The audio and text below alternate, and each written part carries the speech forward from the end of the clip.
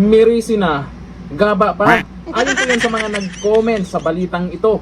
Dahil naman, kinasuhan ng plunder si Rap Recto. Nakala po natin itong nakaraan, hindi siya pinansin o dinedma siya ni Junior. Ito yung video.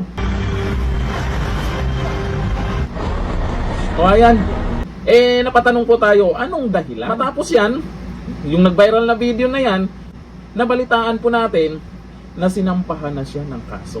Kaya yung mga nag-comment dyan, halos pare-parehas. Lagi sinasabi nila, Mirisi, gaba. Pero para sa akin, ang komento ko dito, baka sisi na naman sa Duterte to. O ayon po dito sa balita ngayon, breaking, Rap Recto sinampahan ng kasong plunder.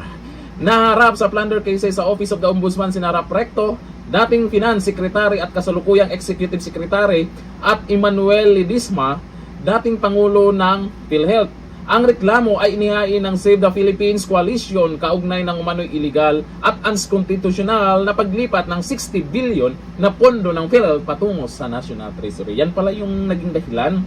Yung pumirma kaya niyan, yung huling nagdesisyon niyan, may mas mataas ba na nakakaalam tungkol diyan sa 60 billion na pondo ng PhilHealth?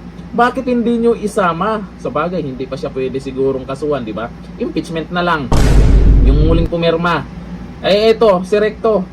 Kawawers. Kasi naman, itong tungkol sa pondo ng PhilHealth, may desisyon na rin po namang inilabas ang korte neto. Talagang hindi pwedeng ibalik na lang. Kung mayroong mang paglabag, dapat talaga kasuhan.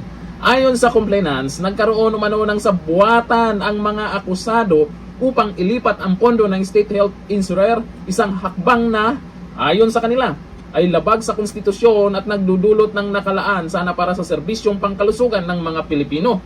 Nagsabuatan daw. Bakit? Bakit sila lang ba yung nagsabuatan? Wala bang iba dyan na talagang siya yung ulo?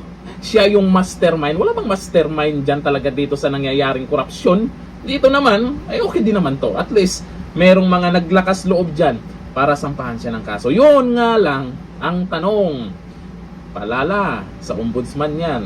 Ang tanong, may magandang resulta kaya itong ikinaso kay Rap Recto?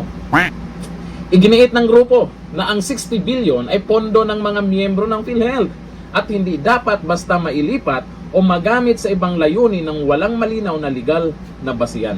Grabe ngayon, no? Pag mali yung ginawa, ibalik na lang. Good news po para sa mga nag-comment. May mga nababasa po tayong mga comment dyan. Ay good news para sa kanila. Mirisi na, gaba pa. Ano kaya yung, nasaan na kaya yung pera na yan? 60 billion petot-tet ng PhilHealth. Nasaan kaya yan? Sino kaya ang mastermind dyan? Sana hindi lang si Rap Recto, di ba? Hanggang dito na lang. Thank you.